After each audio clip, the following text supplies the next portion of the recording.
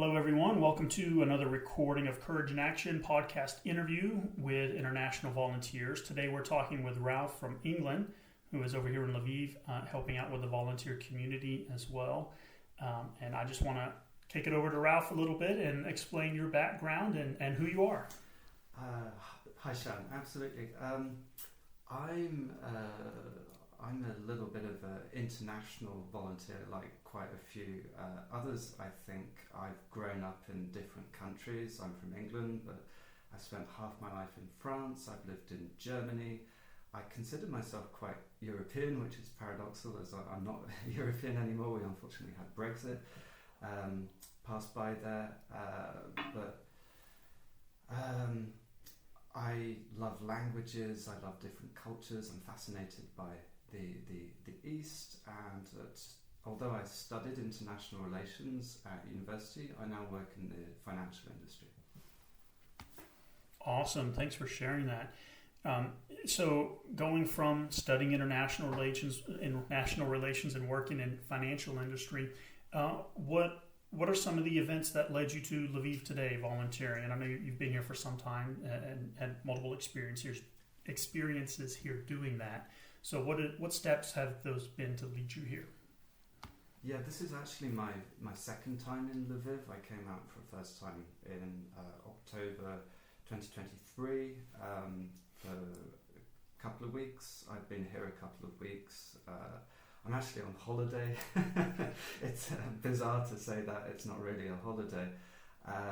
And what led me out here is I've been paying close attention to events in Ukraine for, I guess, more than a decade, more like a couple of decades. I started following events here with the Orange Revolution in 2004. And I remember being glued to the computer screen already at that time, looking at these people who were really out in the streets already fighting for more freedom and to be a little bit more European, a little bit less Soviet.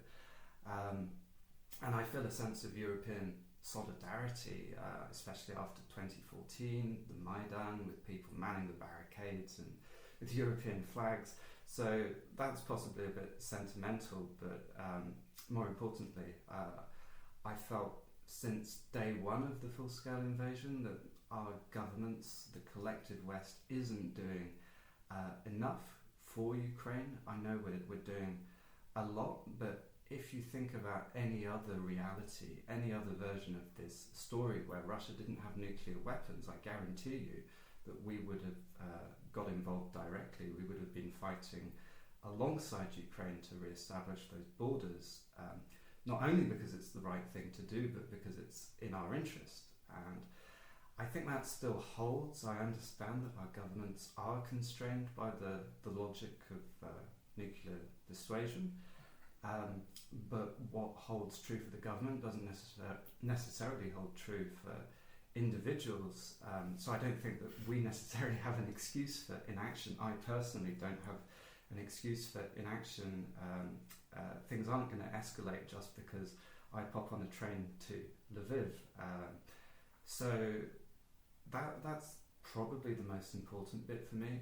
In truth, there's a more selfish aspect to it too, which is that following the full-scale invasion, I felt very guilty carrying on with life just as before, as if nothing had happened, and seeing all these other people carrying on with life just as before. It seemed a bit bizarre, and I felt guilty about that, and I really wanted to do something. I've been looking for ways to get over here since practically day one. Great, thanks for sharing that. I really love the way you worded that what holds true for governments doesn't necessarily hold true for individuals. So we have a different arena of responsibility there. That's very nicely worded. I'm curious, just to expound a little more on what you mentioned. First of all, you're one of the very few international volunteers that's mentioned following what's going on in Ukraine for such a long time. A lot of people have been following since the invasion, of course, and even they talk about 2014 Crimea annexation. And then you take it back to the Orange Revolution of when you've been glued to the computer screen, as you say, following it. So with that in mind, what do you think has piqued your interest so much specifically in Ukraine and its conflicts?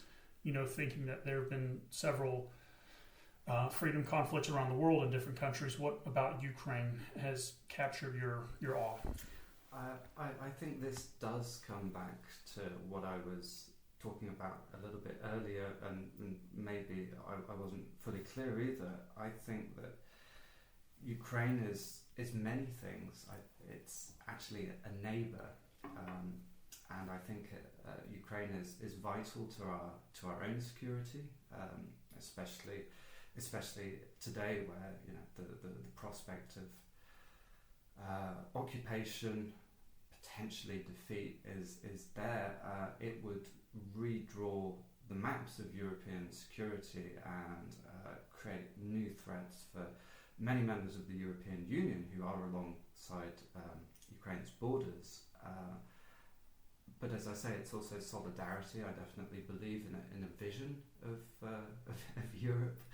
And Europe, for me, has a special place in history, and I'm not going anywhere weird with this. What I mean is that we've done some terrible, terrible things over the years. The two world wars that have been fought mostly in Europe, and actually to a very large extent in this country, in Ukraine. I think for a lot of people, potentially a lot of us Westerners, when we think about the First World War, for instance, we're going to be thinking about Belgium and France and Brits, Americans, Frenchmen on those fronts. But some of the worst fighting of the First World War was actually here in Ukraine. The Second World War it was one of the bloodiest theatres as well, and to add to that, you've got all the atrocities that happened here. This is where they began testing the final solution, and I think I think that Ukraine as a neighbour, as a European state, and as a country that's already suffered so much, is special. And you're right, there's lots of conflicts in the world today, but I think none of them have quite so much impact on us in the UK or in France, for instance. And to my mind, and I could be getting this completely wrong, I do think that there's also a particular history here that's worth bearing in mind, and I think history creates responsibilities in some ways. Certainly responsibilities not to repeat the worst bits of it. But. Awesome, thank you for that. Would October last year, when you first came here, would that be your first time visiting Ukraine and Lviv? Yeah, I'd never been to the east before. Sadly, inexcusably, I have been to Russia, and I do feel like I have no excuse for that, being quite well informed at the time, and part of I went to Russia in 2017, so after the 2014 conflict broke out, and it was quite hard to go at that time as a Brit. I only went to St. Petersburg, and I was curious. I've always been curious about Eastern Europe, up to and including Russia, but at that time already I was thinking, this is possibly the only shot I've got, because things are only going to go downhill from here. So it's certainly not a justification, but I wasn't fully thinking things through at that time. I regret it now. What were your first impressions, when you came to Lviv, hearing about the conflict in the media, and were those realities any different when you came here as opposed to what you thought you would see or experience? I think jumping into the unknown is certainly quite scary, and I wouldn't recommend anyone come to Lviv quite the same way I did the first time, because I took a night train. I wanted to get here as quickly as possible. I took a night train, and I think I arrived at about 4 a.m. in the morning, which is still during curfew, and I had to run through the streets and check into a hotel not too far from the station. which involved them removing chains from the gates and negotiating with security and everything. I wouldn't recommend that. That makes it way too scary, because actually Lviv is a very, very normal place. I think it's a very safe place. It's like many historic European cities.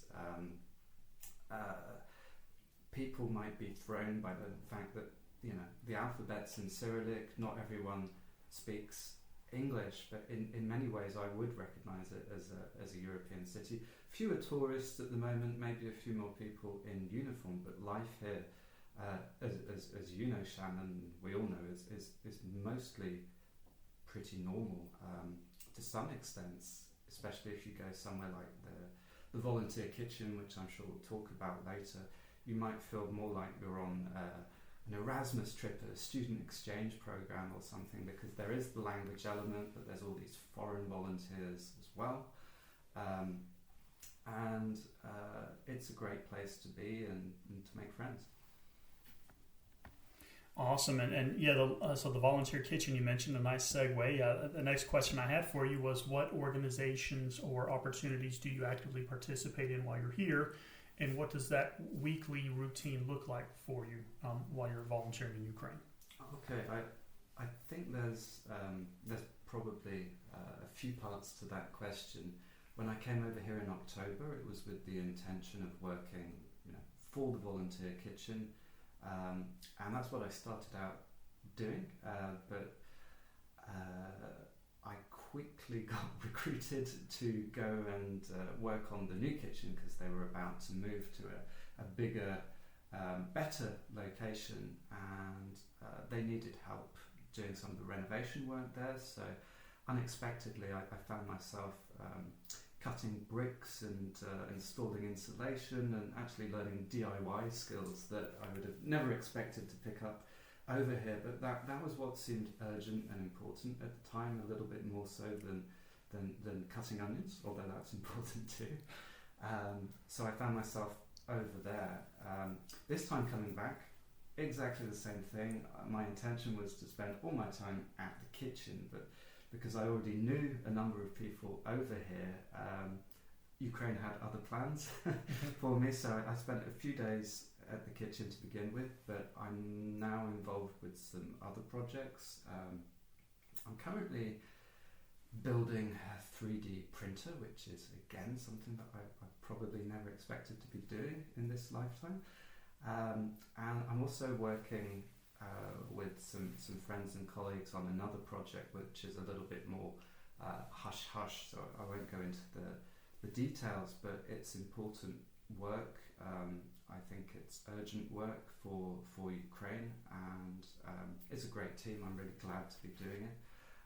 But for anyone listening, I think the Volunteer Kitchen, whether you intend to do that forever or not, is a great place to start out, because you will meet people and make connections, and we've got this whole network, spider's web of volunteer opportunities out here, and everyone really knows what other people are doing and helps out, and there's crossovers, and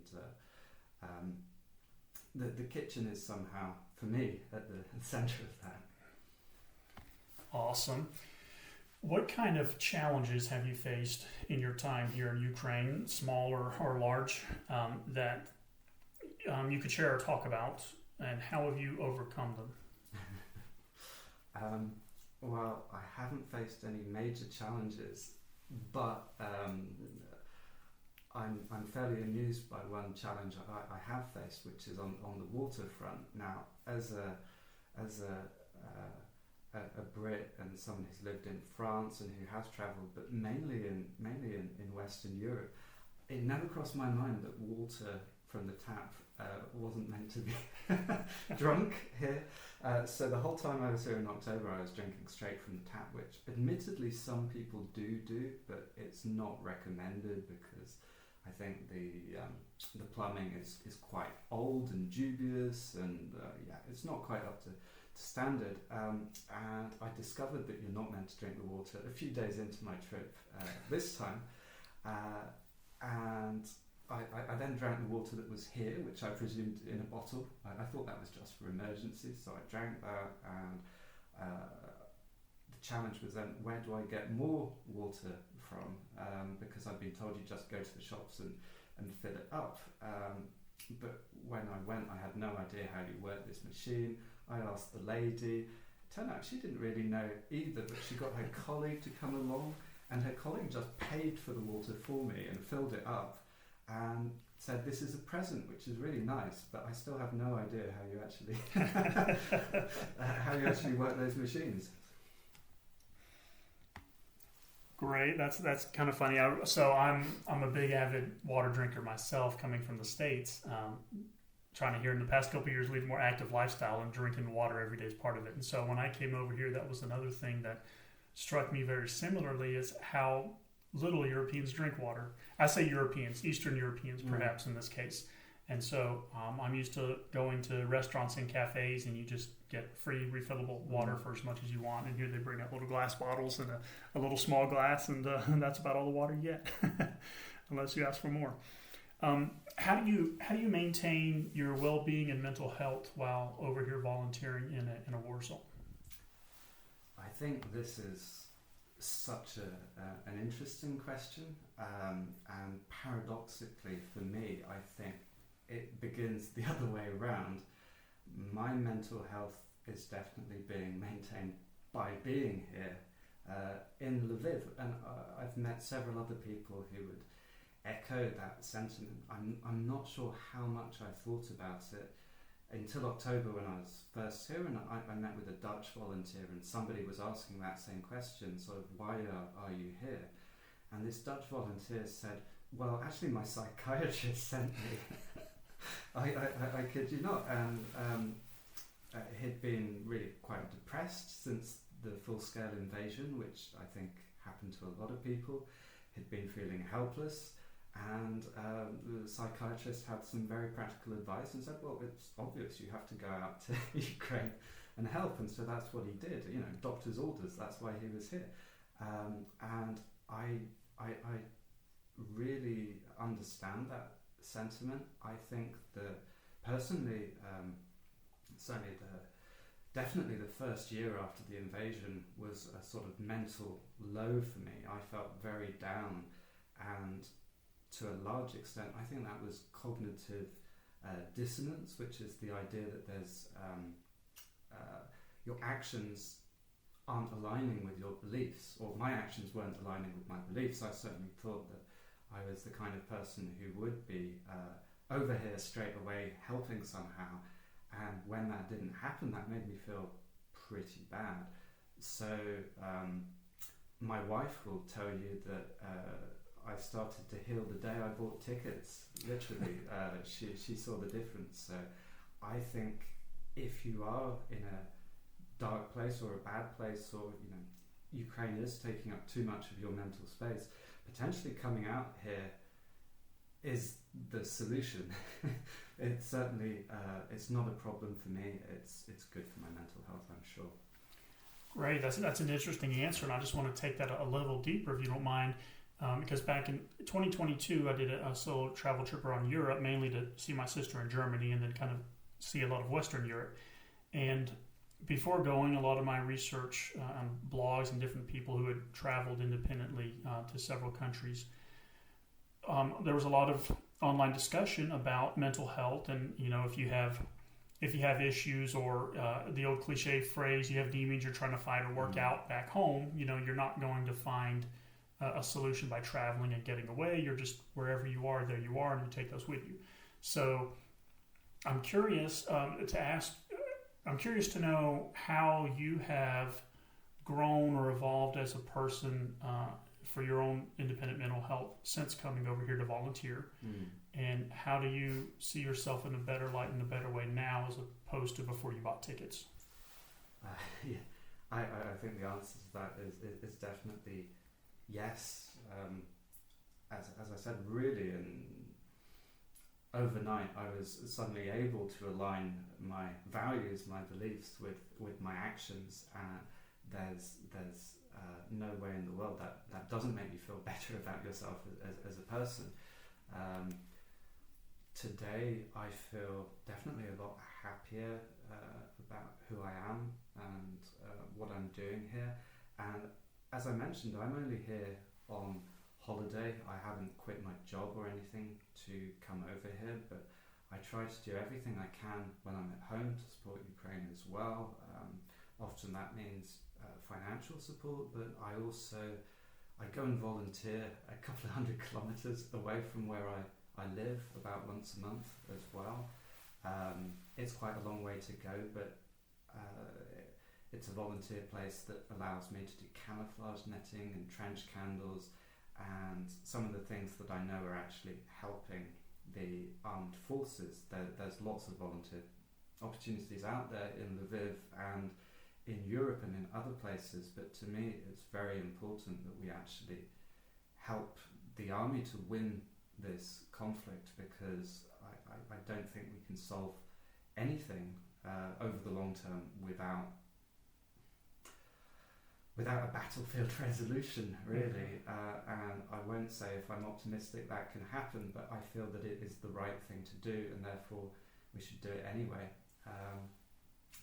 But yeah, I feel better about myself as a person. I feel like I've grown, and it sounds silly, but I have a bit more respect for myself. So I have no regrets about coming out here, and if I could, I would spend more time out here. That's awesome. Great answer. How do you stay informed about broader geopolitical views of Ukraine outside the country? What channels and sources do you have for your information updates?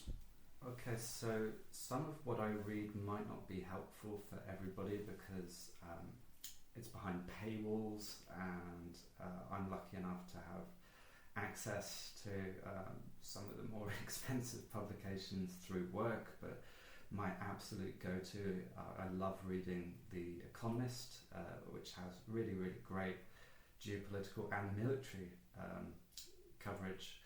I read the FT quite a bit as well, the Financial Times, again because it's very high quality journalism. They're able to dig deep into some of the issues. But beyond that, I think some of what I access is more classical. I am on Twitter.